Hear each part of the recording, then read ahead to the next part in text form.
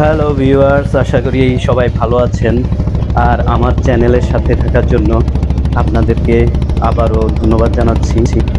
আমরা সুন্দরবন ভ্রমণের দ্বিতীয় দিন ভোরে উঠে জামতলা সি বিচ ভ্রমণের পরিপূর্ণ আনন্দ নিয়ে এখন আমরা সরাসরি চলে যাচ্ছি কটকা অভয়ারণ্যের দিকে। আপনারা দেখতে পাচ্ছেন বঙ্গোপসাগরের খুব কাছে কটকা এলাকায় নদীতে সারি সারি পর্যটকের ক্রুজগুলো নোঙর করে আছে। আর এই ক্রুজগুলোর পাশ দিয়ে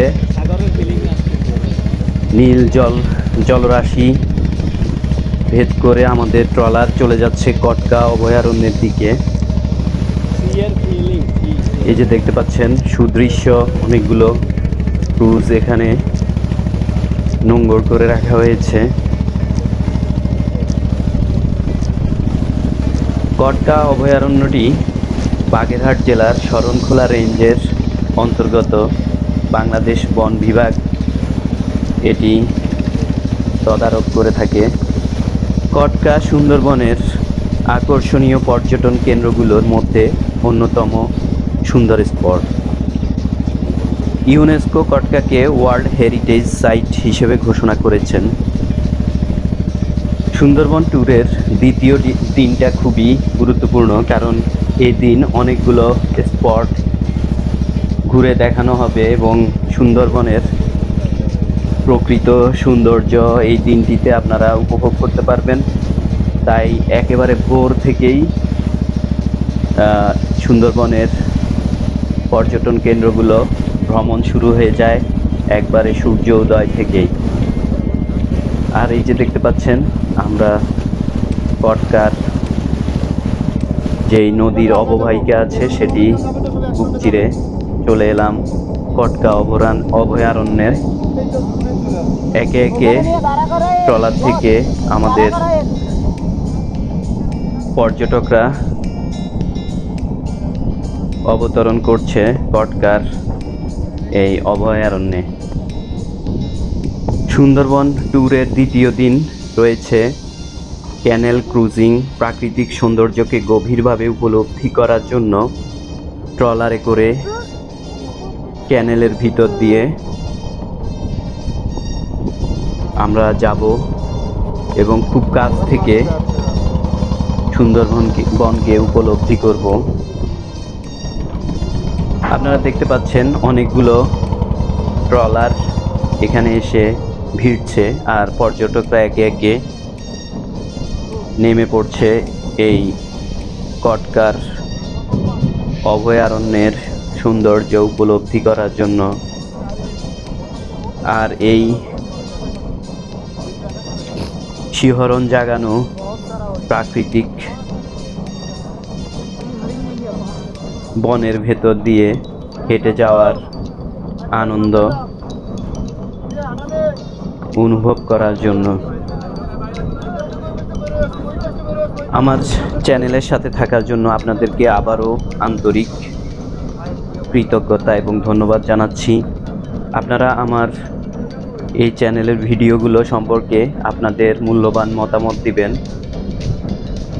কমেন্টসে জানাবেন, লাইক এবং শেয়ার দিবেন আমার ভিডিওগুলো। আপনাদের ভালোবাসা এবং আন্তরিকতায় আমার এই চ্যানেলটি আরও সমৃদ্ধ হবে। তাই এখনও আমার চ্যানেলটি যারা সাবস্ক্রাইব করেননি তাদের প্রতি আন্তরিক অনুরোধ রইল, আপনারা আমার চ্যানেলটিকে সাবস্ক্রাইব করে দিবেন এবং আপনাদের ফ্রেন্ডসদের মধ্যে আমার ভিডিওগুলো শেয়ার করবেন। দেখতে দেখতে আমরা ট্রলার থেকে নেমে হেঁটে চলে যাচ্ছি কটকা অভয়ারণ্যের দিকে। আর এই যাওয়ার পথে আমরা দেখতে পেলাম বন্য বানরগুলো এখানে ঘুরে বেড়াচ্ছে। অনেক পর্যটক ওদেরকে খাবার দেয়, তাই এরা বনের ভিতর থেকে এই দিকে চলে আসে। আর এই যে দেখতে পাচ্ছেন একটা ছোট বানরের বাচ্চা অনেক সুইট দেখতে। সবাই এখানে দাঁড়িয়ে তাকে দেখছে। আর এই যে দেখতে পাচ্ছেন এখানে কটকা অভয়ারণ্যের সাইনবোর্ড দেওয়া আছে। আমরা পৌঁছে গেছি এই অভয়ারণ্যে। এই কটকা অভয়ারণ্যের একটা আকর্ষণীয় দিক রয়েছে। সুন্দরবনের প্রায় প্রতিটি বনেই আপনারা জানেন এখানে বর্ষাকালে পানি বেশি হওয়াতে জোয়ারের পানিতে এই বনগুলো তলিয়ে যায়, যে কারণে এগুলোকে ম্যানগ্রোভ ফরেস্ট বলে। আর এখানে পর্যটকদের জন্য সুন্দরবনের বিস্তারিত বর্ণনা দিয়ে এবং এর যে বিস্তৃতি সেটিকে মানচিত্রের মাধ্যমে দেখানো হয়েছে। আপনারা দেখতে পাচ্ছেন ডিপ অরেঞ্জ কালার যে অংশটা রয়েছে সেটি ভারতের হুগলি নদীর অববাহিকায়, আর বাংলাদেশের অংশ রয়েছে বালেশ্বর নদীর অববাহিকায় বিস্তৃত এই ম্যানগ্রোভ ফরেস্ট, যা ওয়ার্ল্ড হেরিটেজ হিসেবে ইউনেস্কো ঘোষণা করেছে।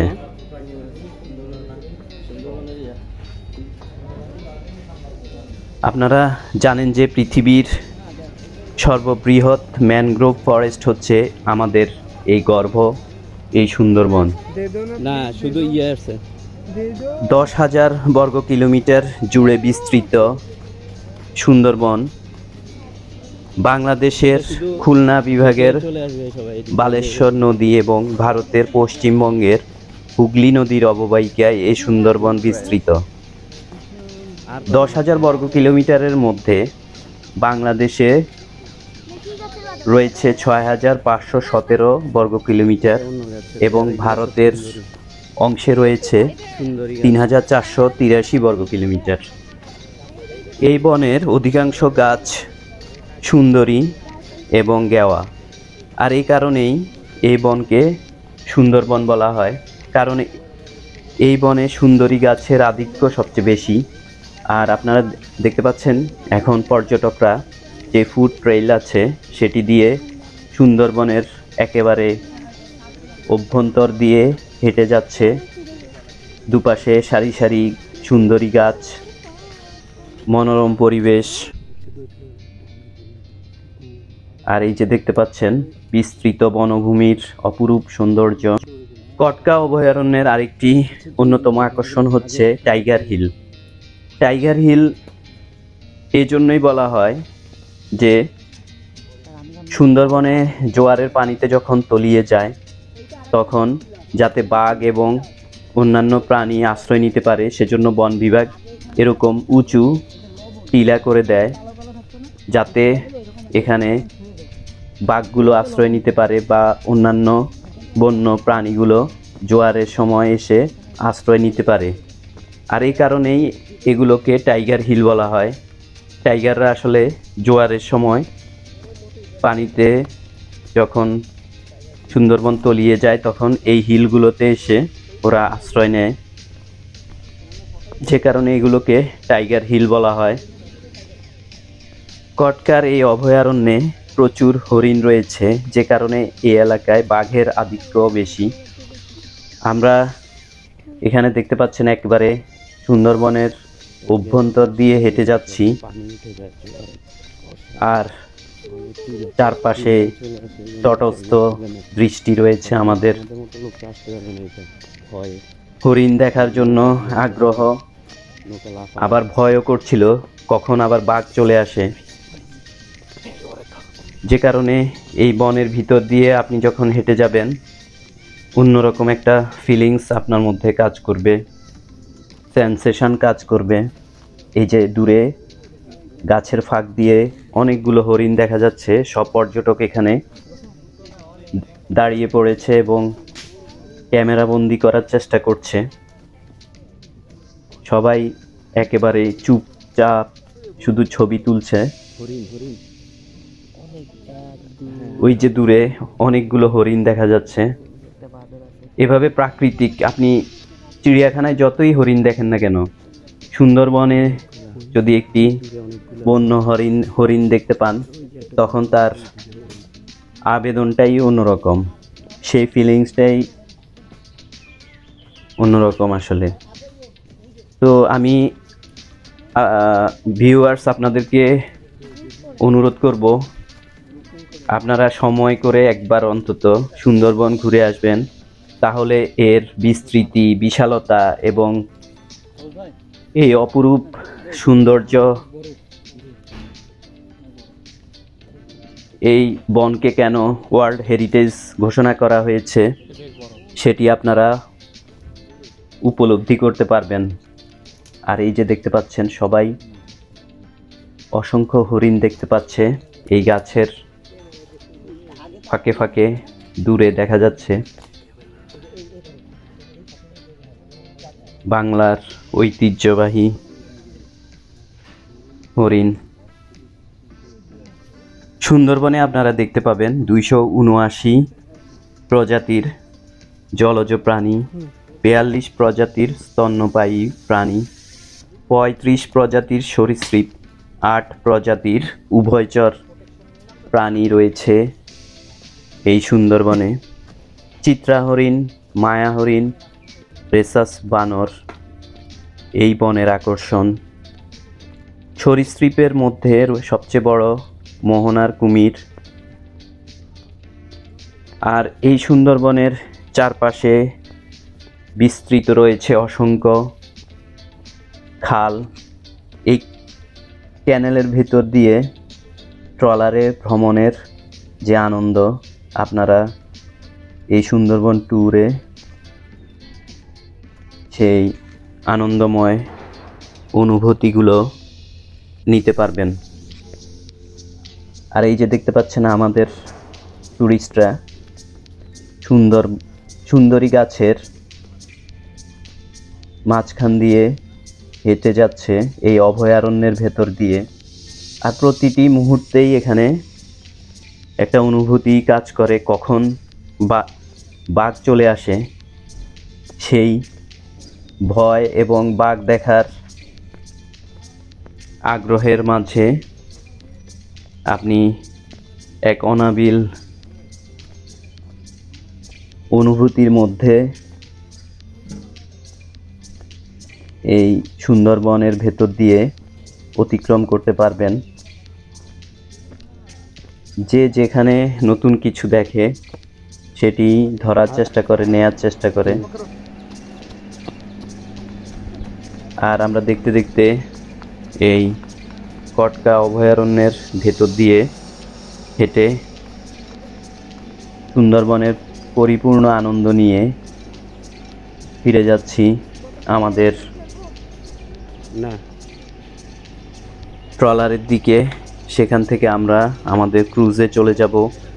আমরা একবারে আজ সুন্দরবন ভ্রমণের দ্বিতীয় দিন, একবারে সূর্য ওঠার আগেই সবাই উঠে হালকা নাস্তা করে, চা খেয়ে, কফি খেয়ে আমরা বেরিয়ে পড়েছি। প্রথম জামতলা বিচ ভ্রমণ করে সেখান থেকে কটকা অভয়ারণ্যে চলে আসলাম। এখান থেকে আমরা এখন আমাদের শিপে চলে যাব। সেখানে আমরা ব্রেকফাস্ট করব এবং দুপুরে শাওয়ার নিয়ে আবার আমরা লাঞ্চ করে আমাদের শিপ 2 থেকে 2.5 ঘন্টা চলে কচিখালি অভয়ারণ্যের দিকে রওনা হবে। কচিখালি অভয়ারণ্য আমরা ক্যানেল ভ্রমণ করে আমরা চলে যাব একেবারে বঙ্গোপসাগরের বুকে জেগে ওঠা নতুন চর ডিমচরের দিকে। আর আরেকটি জিনিস আপনারা মনে রাখবেন, সেটি হলো এই কটকা অঞ্চলে একমাত্র টেলিটকের নেটওয়ার্ক রয়েছে, টেলিটক মোবাইল অপারেটরের। আর অন্য কোনো ফোন কোম্পানির এখানে নেটওয়ার্ক নেই। তাই আপনি যদি আপনার পরিবারের সাথে, প্রিয়জনদের সাথে কানেক্টেড থাকতে চান, তাহলে অবশ্যই একটি টেলিটকের সিম নিয়ে আসবেন। আর এই যে একে একে আমরা আমাদের ট্রলারে উঠে পড়ছি আমাদের কটকা অভয়ারণ্য ভ্রমণ শেষ করে। এই 3 দিন 2 রাত আমরা এই ক্রুজে কাটিয়েছি এবং বিভিন্ন স্পটগুলো আমরা ভ্রমণ করেছি। এটা আসলে একটা অন্যরকম অনুভূতি, তাই আমি আপনাদেরকে বলবো অবশ্যই একবার আপনারা সুন্দরবন ভ্রমণ করবেন আপনাদের প্রিয়জন, পরিবারের সদস্য, বন্ধুবান্ধব নিয়ে। আর ভিডিও শেষ অংশে আমি ট্যুর অপারেটরদের অ্যাড্রেস, ওয়েবসাইট এবং মোবাইল নাম্বার দিয়ে দিয়েছি। আপনারা সেগুলো থেকে স্ক্রিনশট নিয়ে খুব সহজেই আপনার ট্যুরের বুকিং দিতে পারবেন। আরেকটি জিনিস মনে রাখবেন, সেটা হলো এই সুন্দরবন ভ্রমণের সবচেয়ে উপযোগী সময় হচ্ছে নভেম্বর মাস থেকে ফেব্রুয়ারি মাস। এই সময় আপনার নদী এবং সমুদ্র শান্ত থাকে এবং তাপমাত্রা কম থাকে, যে কারণে আপনি ভ্রমণ করে পরিপূর্ণ আনন্দ লাভ করতে পারবেন। আর গ্রীষ্মকালে বা সমুদ্র উত্তাল থাকে, নদীগুলো অশান্ত থাকে এবং তাপমাত্রা বেশি থাকে, যে কারণে সুন্দরবন ভ্রমণের জন্য উপযুক্ত সময় হচ্ছে এই সময়টা। এই যে দেখতে পাচ্ছেন আরও একটি ট্রলার এসে ভিড়েছে এবং পর্যটকরা নেমে পড়ছে এই কটকা অভয়ারণ্যের সৌন্দর্য উপভোগ করার জন্য।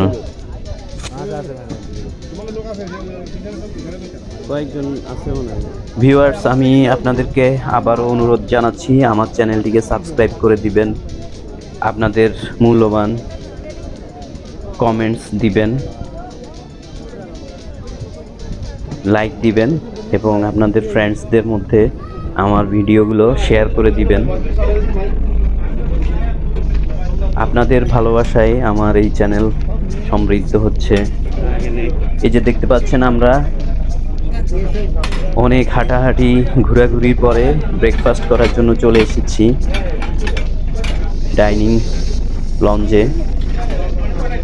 আজ সকালে খিচুড়ি, বেগুন ভাজা, এগ ফ্রাই দেওয়া হয়েছে।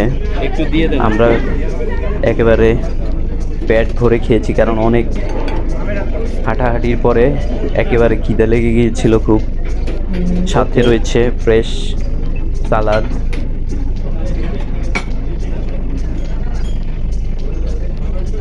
অল্প করে আর রয়েছে ডাল। এখানকার খাবারগুলো খুবই হাইজেনিক ছিল এবং টেস্টি ছিল, যে কারণে আসলে ভ্রমণের আনন্দের সাথে আপনি যদি আপনার পছন্দ মতো বা মজাদার খাবার না থাকে, সেক্ষেত্রে আপনার ভ্রমণ মোটেও আনন্দদায়ক বা স্বস্তিদায়ক হয় না। আর ক্রুজেই আমরা ব্রেকফাস্ট শেষ করে শাওয়ার নিব। আপনারা জানেন এখানে গিজারের ব্যবস্থা রাখা হয়েছে, তাই শীতকালেও আপনি খুব আরামে স্বাচ্ছন্দ্যে আপনার শাওয়ার নিতে পারবেন। আর দেখতে পাচ্ছেন আমরা সবাই ব্রেকফাস্ট সেরে নিচ্ছি এবং আমাদের ক্রুজ চলা শুরু করেছে আমাদের পরবর্তী গন্তব্য কচিখালির দিকে। আর এই যে দেখতেন টুরিস্ট গাইড আমাদেরকে জানাচ্ছে।